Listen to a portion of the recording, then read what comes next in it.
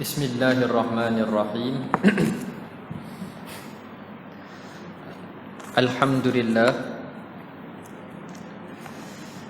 Alhamdulillahi rabbil alamin. Lahu ni'matu wa lahul fadlu wa lahu thana'ul hasan. Salawatullahi badrir rahim wa malaikatil muqarrabin ala ashrafil khalqi wal mursalin wa ala alihi wa sahbihi ajma'in. Amma ba'd. Assalamualaikum warahmatullahi wabarakatuh. Alhamdulillah, selamat menyambut hari raya Aidilfitri. Kita dah masuk 10 Syawal, dan tetapi di dalam masyarakat kita masih berada di dalam mood hari raya. Esok saya ada jamuan raya, lusa pun ada, Sabtu pun ada juga. Banyak sungguh. Minggu depan tak ada lagi, belum ada yang tak keluar lagi lah, tapi saya rasa ada tu. Jadi itulah kemeriahan menyambut Aidilfitri di Malaysia. Dalam masa yang sama kita telah meninggalkan Ramadan Al-Mubarak, yang mana kata orang soleh, bila mendengar takbir hari raya dan Allahu Akbar, Allahu Akbar, hadir di dalam hati dia dua perasaan. Perasaan sedih dan gembira. Perasaan sedih kerana Ramadan dah habis. Raya mengejut, Ramadan pun tinggalkan mengejut. Tiba-tiba malam tu nak solat tarawih, dah pergi meninggalkan kita. Perasaan gembira kerana syarak Allah Subhanahu Wa Taala suruh umat Islam agar bergembira pada hari raya Aidilfitri. Ya. Ya, jamuan. Jamuan hari raya, kalau kita asy'ar hati ada jamuan hari raya, bila kita letak benar. Yang kedua, bila kita puasa kita ditutup makan, tak ditutup, tak makan, tak boleh. Betul, jangan sampai kita jalan kita. Jamuan kita boleh pilih satu. Memang jamuan kita boleh pilih. Jemputan kalau dijemput, kita disunatkan untuk berbuka puasa. Walau bagaimanapun, kalaulah 30 hari ada jemputan dan kita pasti dan kita faham bahawa tuan rumah, kita datang salam, kita cakap kat dia, saya puasa 6, dia tak kecil hati, maka kita boleh utamakan puasa dekat situ dan kita puasa juga. Tak sampai tangan. Sebab riak adalah urusan hati. Riak adalah urusan hati. Ada orang yang tak cakap pun senyap, puasa senyap, riak. Ada orang yang cakap kat semua orang, saya puasa, tapi dia tidak riak. Riak adalah urusan hati. Sebab itu perlu dikawal hati.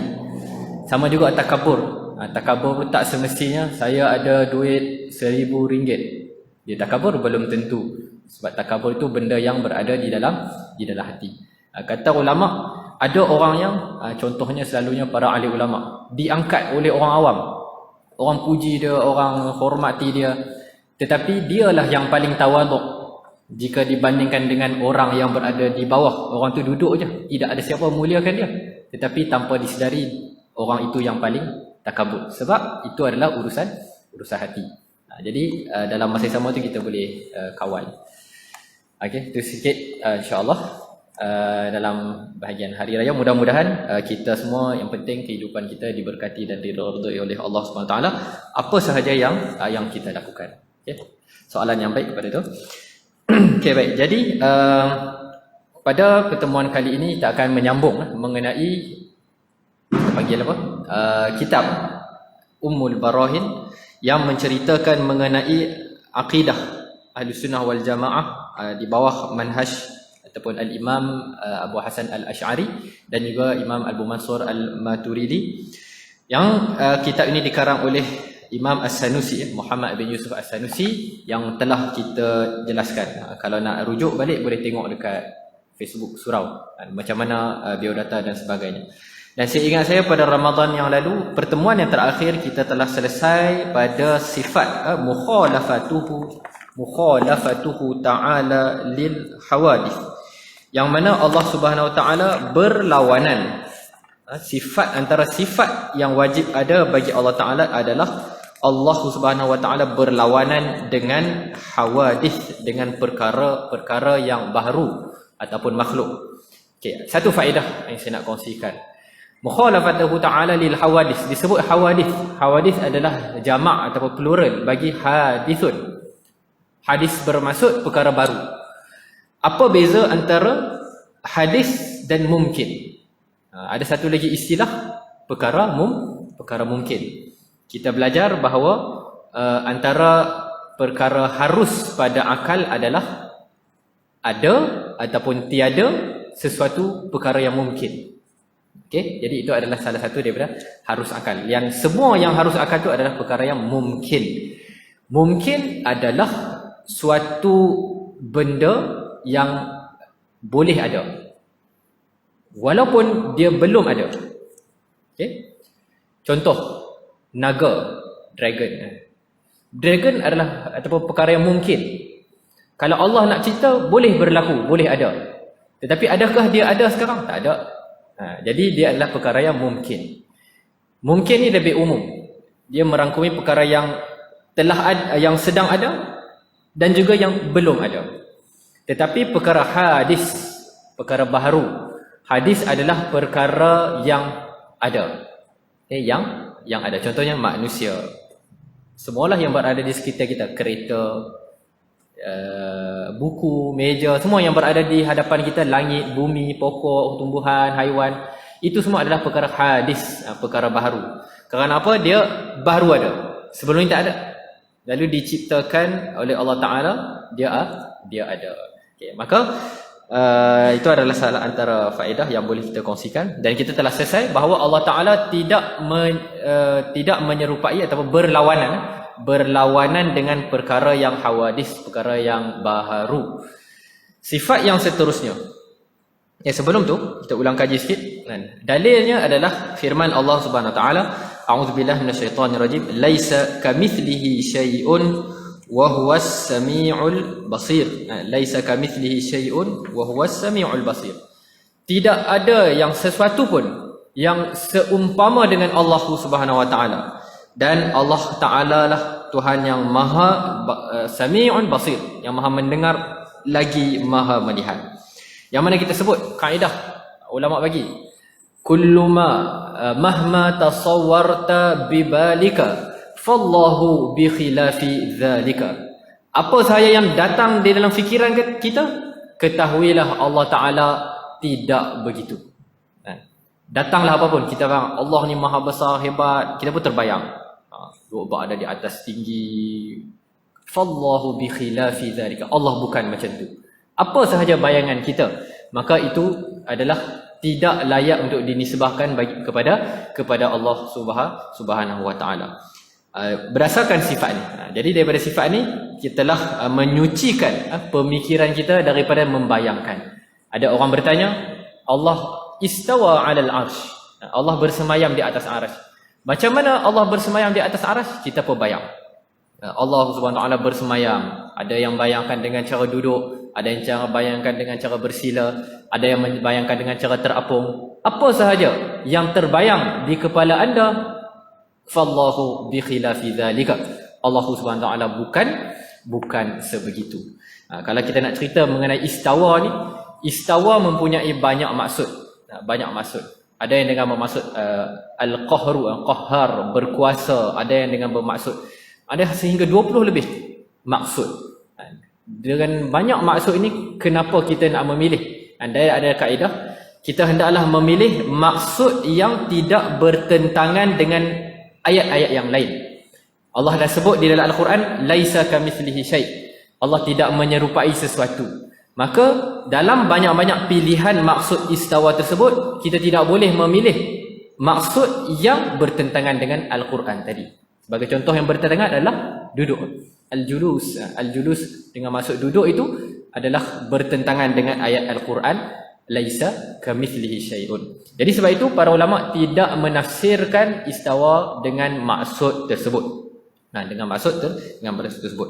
Begitu jugalah beberapa ayat-ayat mutasyabihat yang lain seperti yadullahi fawqa aydihim. Dan kita terjemahkan dengan yad Allah di atas yad ataupun yad mereka. Itu dengan manhaj salaf. Manhaj salaf dia terjemah macam tu. Kalau manhaj khalaf dia terjemahkan yadullahi fawqa aydihim, kekuasaan Allah berada di atas kekuasaan mereka. Tidak boleh. Kalau dalam bahasa Arab yadun bermaksud tangan. Tidak boleh kita terjemahkan yad dengan maksud tangan yang bererti jawarih, yang bererti anggota, kerana itu akan bertentangan dengan firman Allah Ta'ala laisa kamitslihi syai'un yang kita bacakan tadi. Dan inilah adalah asas kepada sifat Allah mukhalafatuhu ta'ala lil hawadith. Jadi insya-Allah sebab itu saya sebut dulu yang mempelajari tauhid, yang mempelajari akidah dengan tariqah, dengan kaedah Al-Imam Sanusi ni sifat 20 ke ataupun nama dia sifat 13, insya-Allah akidah mereka kuat dan kukuh, tidak boleh digoyah oleh sebarang anasir-anasir luar, orientalis, pluralis, apa-apa list lah apa sahaja, serangan-serangan tidak boleh tergoyah. Dan ini telah terbukti di dalam lipatan sejarah tanah Melayu kita. Jadi sifat yang seterusnya, Bismillahirrahmanirrahim. Qala al-musannif rahimahullah ta'ala wa nafa'ana bi'ulumihi fid darainil amin wa qiyamuhu ta'ala bi nafsihi ay la yaftaqiru ila mahallin wala mukhassisin. Sifat yang seterusnya adalah berdirinya Allah Subhanahu wa taala dengan sendiri. Qiyamuhu ta'ala bi nafsihi. Sama juga bila kita qiyam, berdiri. Bila kita bayangkan perbuatan berdiri yang bererti lawan dengan duduk, maka itu bukan maksud dia. Berdiri dengan diri sendiri ini, qiyam dekat sini bukanlah bermaksud lawan kepada duduk. Bukan bererti Tuhan berdiri tanpa bantuan apa-apa, bukan macam tu. Tetapi dengan erti Allah Ta'ala ataupun zat Allah Ta'ala ada, berkuasa, boleh membuat, boleh berkudrat dan sebagainya tanpa memerlukan kepada apa-apa bantuan. Dan telah dihuraikan di dalam matan Ummul Barahin ini disebut ai la yaftaqiru ila mahallin wala mukhassisin. Apakah maksud qiyamu ta'ala bi nafsi? Iaitu tidak berhajat, la yaftaqir, tidak berhajat dan tidak memerlukan kepada mahal, kepada tempat. Tidak memerlukan kepada tempat, wala mukhassis, tidak perlukan kepada sesuatu yang mengkhususkan. Mengkhususkan sesuatu. Contoh ada yang menentukan, Allah Ta'ala mesti buat macam ni, macam ni. Ada kuasa lain yang menentukan. Allah Ta'ala mesti cipta Nabi Muhammad sebagai contoh. Allah Ta'ala mesti cipta, kalau dia buat baik mesti bagi pahala, sebagai contoh. Jadi perkara-perkara seperti itu adalah bertentangan dengan sifat apa tadi? Qiyamuhu ta'ala bi nafsihi. Apakah dalilnya? Firman Allah Subhanahu wa taala dalam surah yang saya pasti semua tahu, iaitu a'udzubillahi minasyaitonirrajim, qul huwallahu ahad. Surah yang favorite kita, qul huwallahu ahad. Katakanlah dialah Tuhan yang Maha Esa. Dekat manakah dia punya syahid ataupun dia punya tempat dalil dekat ayat yang kedua, iaitu Allahus Samad, lam yalid wa lam yulad wa lam yakul lahu kufuwan ahad. Apakah maksud Allahus Samad? Allah lah yang menjadi tumpuan sekalian makhluk untuk memohon sebarang hajat, ataupun Allah lah tempat bersandar segala makhluk. Kita semua makhluk memerlukan kepada Allah Ta'ala. Kita yang memerlukan kepada Allah, bukan Allah yang memerlukan kepada makhluk. Jadi sebarang statement, pernyataan yang menunjukkan bahawa Allah memerlukan kepada makhluk ataupun ada sesuatu kuasa lain yang memaksa Allah membuat sesuatu, ketahuilah statement ataupun pernyataan tersebut adalah tidak benar dan bertentangan dengan akidah Ahlussunnah wal Jamaah. Sebagai contoh, ada fikir kefahaman yang mengatakan bila kita buat baik, Allah mesti masukkan kita ke dalam syurga. Wajib bagi Allah untuk masukkan ke dalam syurga. Sama juga bila kita buat baik, wajib bagi Allah bagi pahala. Bila buat jahat, wajib bagi dosa. benda-benda macam tu. Jadi itu semua adalah kehendak daripada Allah Subhanahu wa taala. Maka itu adalah dalil dari sudut naqli ataupun dalil Al-Quran. Dalil akli dia, kalaulah kita sebut dalil akal. Dalil akal ni antara manhaj ataupun kaedah kitab Umul Barahin. Kalau orang bertanya kepada kita, kita boleh gunakan dalil ni. Katanya, jika sekiranya Allah berhajat kepada sesuatu tempat, contohnya Allah menetap di sesuatu tempat di atas langit, berada di arash sebagai contoh, seperti yang tersebar banyak fahaman-fahaman begitu, maka sekiranya Allah berhajat kepada sesuatu tempat ataupun zat, nescaya Allah itu arad. Kita panggil arad. Apakah maksud arad? Arad ini ialah sesuatu yang menumpang kepada zat yang lain, sesuatu yang menumpang kepada zat yang lain. Dan mustahil Allah itu arad. Mustahil Allah pula yang menumpang kepada yang lain. Menumpang ni menunjukkan sesuatu sifat yang lemah. Dia tidak boleh ada diri sendiri. Diri dia sendiri tidak boleh ada.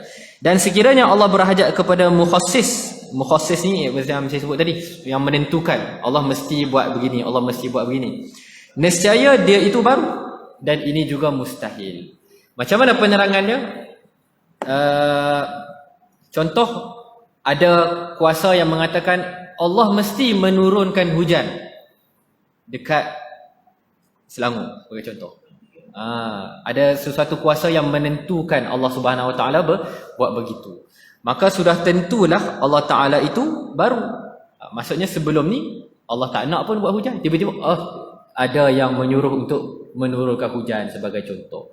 Itu menunjukkan kelemahan Allah Subhanahu Wa Taala. Dan bila kita sebut nescaya Allah itu baru, tentulah ini mustahil. Sebab apa mustahil? Sebab kita telah buktikan pada sifat yang kedua dan ketiga, qidam dan baqa, bahawa Allah Taala itu adalah qidam, sedia kala, bererti bukannya ada mula, bukan baru, dan baqa, kekal.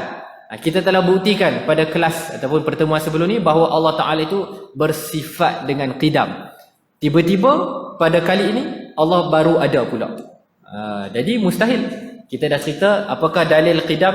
Dalil qidam itu kalaulah tidak ada Tuhan yang memulakan, yang first menciptakan, nescaya akan berlaku dua perkara. Sama ada daur, pusingan, telur dulu ke ayam dulu, ayah dulu ke anak dulu, macam kita sebut kan. Ayah dulu ke anak dulu? Ayah dulu. Betul? Ayah tu berasal daripada, ayah itu adalah anak kepada ayah yang lain. Ayah tersebut adalah anak kepada ayah lain. Habis itu sampai bila? Mustahil pada akal benda itu berlaku. Pusing, tidak ada penghujung. Jadi saya dah cerita macam benda tu. Macam mana kita nak matikan perkara mustahil tersebut? Iaitu ada satu kuasa yang memulakan penciptaan. Sebab tu kita belajar dan kita tahu bahawa Nabi Adam diciptakan oleh Allah Subhanahu Wa Taala. Maka hilang. Ternafilah daur, tidak berlakulah daur. Maka terbukti bahawa Nabi Adam diciptakan oleh satu kuasa, iaitu Tuhan. Kalaulah Tuhan pun diciptakan, siapa yang mencipta kepada pencipta Tuhan? Kalau pencipta Tuhan itu diciptakan, siapa pula yang mencipta kepada pencipta Tuhan? Sehingga habis, tidak akan habis. Maka kita telah buktikan sebelum ini bahawa Allah Taala itu qidam, sedia kala. Tiba-tiba dekat sini, jikalah Allah Taala itu berhajat kepada mukhassis, ada benda yang menentukan, nescaya akan jadilah Allah Taala itu baru pula. Ada kuasa lain yang mendahului Allah Subhanahu Wa Taala. Okey, jadi sebab itu penting untuk faham. Sebelum ni sama juga. Penting untuk faham pertama hukum akal. Wajib, mustahil, harus, akal adalah lain kepada hukum syarak. Jadi cerita sebelum ni hukum syarak ada 5. Wajib, sunat, harus, makruh dan haram. Hukum syarak cerita lain. Hukum akal lain pula. Wajib pada akal, harus pada akal, dan mustahil pada akal. Dan sebelah itu akan datang pula hukum adat pula. Jadi semua ini akan berkaitan. Semua ini akan saling berkait sehinggalah kita mempelajari sifat yang keempat, yang ni qiyamuhu ta'ala binafsihi. Okey? Dapat? InsyaAllah itu adalah syarahan yang ringkas. Yang kelima, sifat yang kelima, yang penting kedap dalam hati kita bahawa Allah Ta'ala itu adalah Tuhan. yang tidak berhajat kepada apa-apa pun perkara yang lain. Yang kelima, sifat yang wajib bagi Allah Ta'ala yang kelima, yang merupakan sifat salbiyah yang terakhir. Kalau ikut urutan sifat tu dah nombor 6 lah. Ini mana sifat salbiyah ada 5. Ini adalah sifat salbiyah yang terakhir, iaitu wahdaniyah. Kenapa wahdaniyah ini salbiyah? Kerana dia juga berbangsa nafi. Apakah bukti wahdaniyah? Kita definisikan. Apakah maksud wahdaniyah ni? Maksudnya esa. Apakah maksud esa? Maksudnya tidak dua, tidak tiga. Ada perkataan tidak. Jadi sebab itu wahdaniyah adalah sifat salbiyah. Apakah maksud botak? Seseorang itu botak. Maksudnya tidak ada rambut. Jadi sebahagian yang ada tidak-tidak ni adalah sifat salbiyah. Apakah maksud qiyamuhu binafsi? Allah Ta'ala tidak memerlukan kepada tempat dan mukhassis. Begitulah yang saya sebut. Jadi sifat salbiyah yang kelima adalah wahdaniyah. Bila kita mempelajari mengenai wahdaniyah, orang yang belajar akidah, saya difahamkan sebelum ni pun kita dah, tuan-tuan dan puan semua dah khatam, saya difahamkan dah khatam Faridatul Faraid, itu kitab yang tinggi tu. Jadi bila kita sebut wahdaniyah, orang tanya, okey, cuba ceritakan sikit wahdaniyah. Wahdaniyah kita akan cerita mengenai melalui 3 bahagian. Allah Subhanahu Wa Taala itu esa pada 3 bahagian, iaitu wal wahdaniyatu ay la thaniya lahu fi dzatihi, yang pertama, wala fi sifatihi, yang kedua, wala fi af'alihi. Apakah sifat ataupun maksud wahdaniyah Allah Ta'ala? Iaitu tidak ada dua pada zat Allah Ta'ala. Okay? Esa pada zat yang pertama. Yang kedua, wala fi sifati, esa pada sifat. Yang ketiga, esa pada af'al ataupun namanya perbuatan. Okay? Allah Ta'ala esa pada ketiga-tiga ni. Zat pun esa, sifat pun esa, perbuatan pun juga esa. Apa beza esa dan satu? Okay, ni nak cerita ni. Qul huwallahu ahad. Dalam surah Al-Ikhlas, Allah Ta'ala berfirman, katakanlah, huwallahu ahad, dialah Tuhan yang Maha Esa. Kalau dalam bahasa Arab, satu apa? Kufaris, satu apa satu? Satu bahasa Arab? Wahid. Wahid. Satu wahid. Wahid, isnain, salasa, arba'a, khamsah. Wahid satu. Kenapa tidak wahid? Kenapa qul huwallahu ahad? Apa beza satu dan esa? Satu adalah nombor. Satu mungkin jadi 2, mungkin jadi 3. Tetapi esa kita panggil dia adalah istilah pondok kita berbangsa satu. Dia adalah berbangsa Melayu. Macam kita lah bangsa Melayu, bangsa Cina, bangsa India. Maknanya kita punya kategorinya adalah Melayu. Kategorinya adalah Cina, kategorinya adalah India. Jadi ahad, esa ni maksud kategorinya adalah satu. Kategorinya adalah satu. Maknanya adakah mungkin 2? Tak mungkin 2. 2 kita tak panggil esa. 2 tidak termasuk di dalam kaum ataupun bangsa esa. Jadi kalau kita sebut Allah Ta'ala itu satu, masih ada kemungkinan ataupun ada waham ataupun mungkin boleh ada tambahan kata ada Tuhan yang kedua, Tuhan yang ketiga. Tapi bila Allah Ta'ala sebut qul huwallahu ahad, Allah Ta'ala itu Maha Esa, berarti Allah adalah jenis yang satu. Jenis yang berbangsa satu, yang tidak mungkin menjadi 2. Bila dia 2, maksudnya dia bukan Allah. Selesai. Oh, ni Tuhan ni ada 4. Ada 4. Ada Tuhan air, Tuhan angin, air, fire, earth. Ada 4. Oh, bukan Tuhan, ni bukan. Sebab dia bukan berbangsa esa. Okey, nampak? Jadi esa ni, kita nak cerita berbangsa esa pada tiga faktor ataupun 3 apa mungkin? 3 bahagian lah. Yang pertama adalah esa pada zat. Okey, baik. Esa pada zat. Apakah maksud zat? Zat ni adalah kita panggil ma qama binafsihi. Maqama binafsihi, barang yang berdiri dengan sendiri, ataupun kita panggil zat ni adalah diri sesuatu itu. diri sesuatu itu. Contoh bila kita sebut Zubair. Zubair yang mana satu? Zubair ni adalah satu, kita boleh tulis perkataan Zubair. Jadi Zubair ni boleh jadi terawang-awang. Kadang-kadang ada Zubair, ada banyak 3-4 Zubair. Tapi bila kita panggil ni tunjuk pada diri saya, maka saya ini adalah zat Zubair. Maksudnya diri saya ini adalah Zubair. Bila kita panggil zat Allah Subhanahu Wa Taala, maka diri Allah Taala itu. Jangan dibayangkan fizikal, tidak. Fizikal sudah tentu dah bukan. Jadi esa pada zat macam mana? Dia kita panggil pecah kepada dua lah. Ni kita masuk detail sikit. Yang mungkin kalau tuan-tuan pernah dengar kan kam munfasil ataupun kam muttasil. Okey, dia pecah kepada dua. Satu ternafi pada Allah Taala itu kam muttasil. Apakah maksud kam kita muttasil dulu, kam muttasil. Apakah maksud dia? Iaitu tidak boleh ataupun ternafi bagi zat itu boleh dibahagikan sama ada dengan jalan, kita panggil jalan dengan cara memotong ke kanan dengan cara lebar, panjang ataupun tinggi. Sebagai contoh. Okey, saya bagi contoh. Ini adalah botol. Botol ni ada berapa? Satu. Esok dah ni, satu dah. Tapi adakah botol ini benar-benar satu? Tak. Saya buka ni. Buka penutup jadi dua. Botol ni kita potong dua. Dari satu tadi jadi dua. Okey, manusia. Manusia ni satu dah kan? Katakan saya satu. Tetapi bila kita pisahkan, boleh dipisahkan tangan. Kadang-kadang keluar darah. Boleh kepala adalah bahagian lain. Maknanya bila dipotong, tak ada bayar potong kan? Manusia teruk sangat. Kita bagi contoh meja ke botol ke macam tu lah kan? Okey, meja, satu meja. Meja ni walaupun satu, tetapi kita boleh belah. Bila belah jadi dua. Maka kita panggil zat Allah tidak boleh dibelah dengan jalan panjang, lebar ataupun tinggi. Macam tu.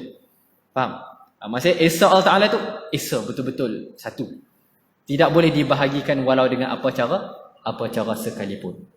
Okey, itu kita panggil, jika kita beriktikad perkara tersebut, maka kita panggil di dalam kitab disebut, maka ternafilah kam muttasil bagi Allah Ta'ala.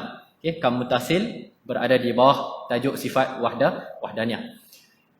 Itu pecahan wahdaniyah pecah ber tiga, zat, sifat, af'al, zat pecah ber dua, muttasil, munfasil. Okey, bahagian yang kedua munfasil. Kalau ada whiteboard dulu waktu dekat sekolah kita ajar whiteboard lah. Okey. Bahagian kedua munfasil pula macam mana? Tidak ada dua zat.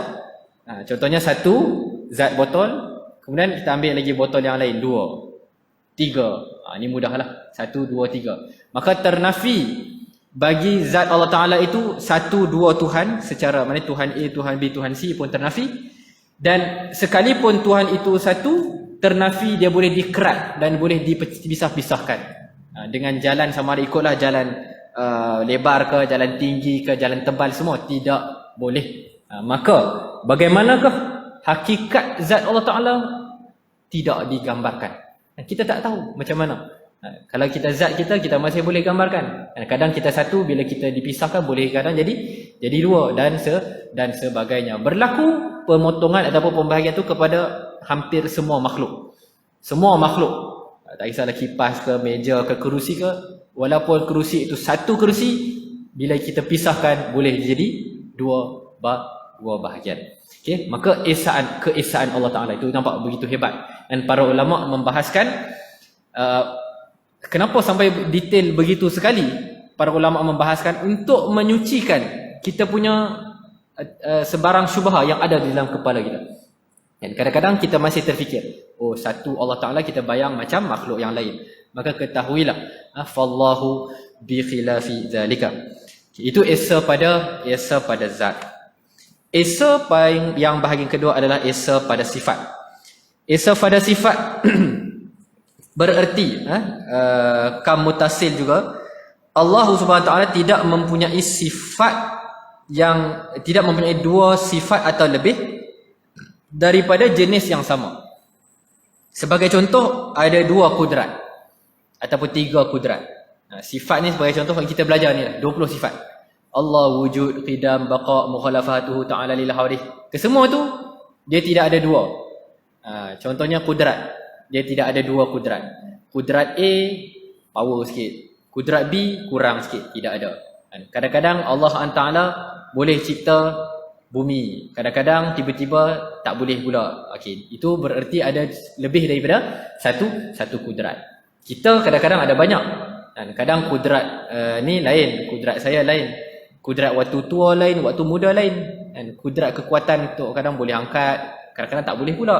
Jadi itu berbeza-beza kudrat kita. Tetapi Allah Taala esa kudrat Allah Taala, sifat kudrat Allah Subhanahu Taala itu esa. Okey. Yang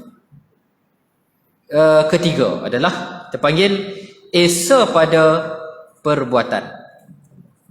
Esa pada perbuatan. Ia bermaksud tidak ada sesiapa pun yang bersama-sama terlibat dalam mana-mana perbuatan Allah Subhanahu wa taala. Sebagai contoh, Allah SWT menciptakan alam ini, menciptakan bumi ini, menciptakan Malaysia lah. Contohlah, menciptakan bumi yang bernama Malaysia.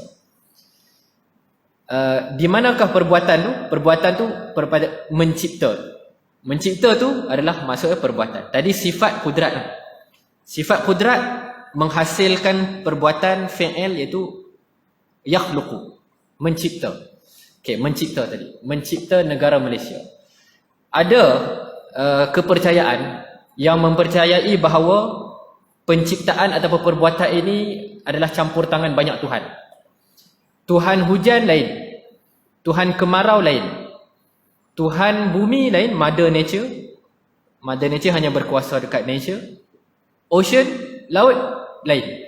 Bererti perbuatan mencipta itu berkongsi dengan macam-macam. Pernah dengar? Ini selalu berlaku pada mitos orang putih kan. Kita panggil mitos Greek, kalau ikut asal dia pada Greek. Ada Greek mythology. Ada, kalau kamu biasa dengar, kita tengok Titans, apa nama cerita tu? Wrath of the Gods. Wrath of the Gods.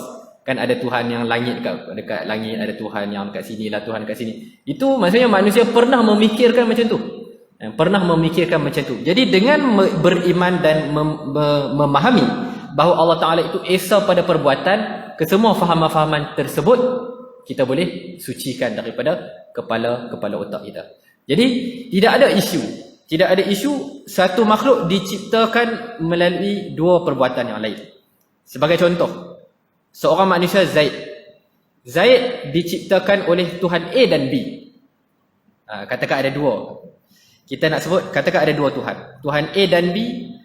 Maka ada kemungkinan begini.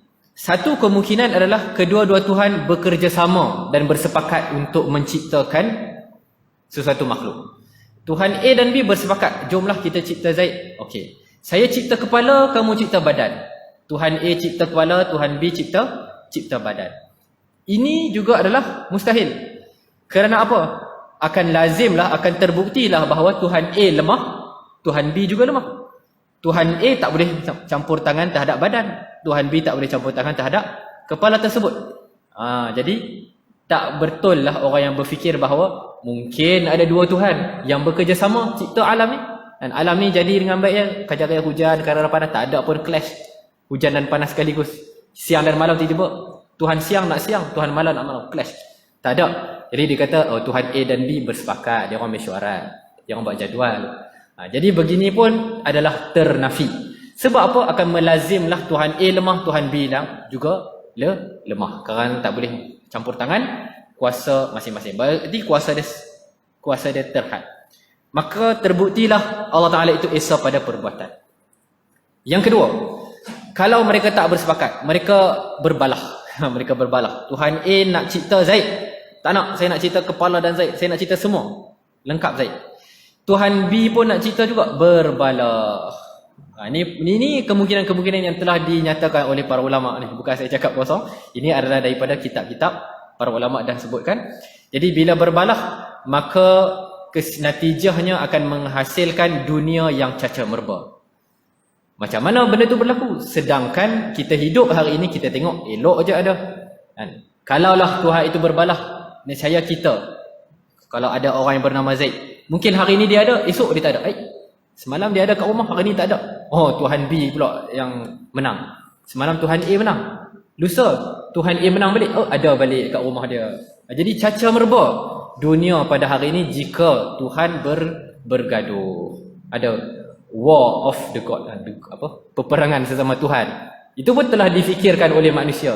Dulu ada manusia yang berfikir sampai tahap macam tu, sampai buat cerita lagi. Jadi cerita-cerita itu disampaikan. Kalau di negara-negara dulu disampaikan, kita panggil jelah kisah dongeng lah. Nak kata dongeng pun sebenarnya dah sampai ada tinggalan sejarah. Kalau kita pergi di Rom, kalau sempat saya belajar di Jordan, ada patung Zeus. Zeus ni kepercayaan mereka adalah Tuhan kilat, Tuhan yang ada di langit. Dah ada patung, bererti kepercayaan itu kuat berakar umbi di dalam pemikiran orang-orang terdahulu. Jadi kesemua ni adalah karut dan satu pemikiran ataupun akidah yang menunjukkan kelemahan Tuhan yang dia sendiri imani. Tuhan yang umat Islam percaya adalah Tuhan yang Maha Esa, yang Maha Berkuasa, yang segala sifat-sifat dan ciri-ciri kesempurnaan ada pada Tuhan yang bernama Allah Subhanahu wa taala. Barulah kita bila kita sebut, kita angkat takbir, Allahu Akbar, Allah Maha Besar. Sungguh memang betul-betul Allah Taala itu Maha Besar. Bila kita zikir, kita baca la ilaha illallah, tidak ada Tuhan yang layak disembah melainkan Allah. Kejap sungguh masuk dalam hati, memang betul-betul ya Allah, setelah saya pelajari ini, bahawa memang tidak ada Tuhan yang layak disembah melainkan Engkau ya Allah. Sebab itu ada orang yang berzikir biasa je, la ilaha illallah, la ilaha illallah, tak rasa apa-apa dalam hati.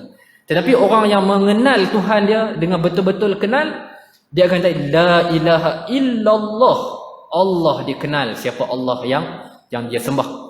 Dengan itu dia sebut zikir Allah Ta'ala itu bergetar hati dia. Idza tuliyat alaihim ayatuhu innamal mu'minuna idza dzukirallahu wajilat qulubuhum. Allah Ta'ala berfirman dalam surah Al-Anfal, orang beriman yang sebenarnya bila disebut nama Allah bergetar hati mereka. Adakah kita kenal Allah dengan sebenar-benar kenal? Adakah bila kita sebut nama Allah, hati kita bergetar kerana takutkan kepada Allah? Adakah jika kita berzikir, kita betul-betul rasa bahawa kita ni hamba kepada Allah, Tuhan yang Maha Berkuasa kepada segala sesuatu. Jadi itu adalah kita simpulkan mengenai Esa atau Wahdaniyah pada 3 bahagian, iaitu pada zat, pada sifat dan pada perbuatan. Syak apa? Seminit lagi. Dah habis dah. Jadi secara kesimpulannya, setelah diketahui dan yakin, yang penting adalah kita tahu dan yakin bahawa Allah Ta'ala itu tetap sabit, bahawa Allah Ta'ala bersifat dengan sifat wahdaniyah dan juga sifat-sifat sebelumnya yang kita pelajari. Mudah-mudahan Allah Ta'ala hasil daripada mempelajari akidah adalah menghasilkan seorang lelaki, seorang hamba, seorang perempuan mukallaf yang benar-benar percaya dan beriman kepada kekuasaan Allah Subhanahu wa taala. Selepas ni ada banyak lagi, banyak lagi sifat-sifat yang bila belajar kudrat lagilah. Bila kita belajar sifat iradah dan kudrat dan ilmu ni, lagilah kita rasa kita ni tak ada apa-apa. Nanti insya-Allah pada pertemuan seterusnya kita akan masuk pada sifat kudrat, iradat dan ilmu hayat dan sebagainya. Jadi yang baik daripada Allah Subhanahu wa taala, yang lemah dan kurang daripada diri saya sendiri. Wabillahi taufiq wal hidayah. Wassalamualaikum warahmatullahi taala wabarakatuh.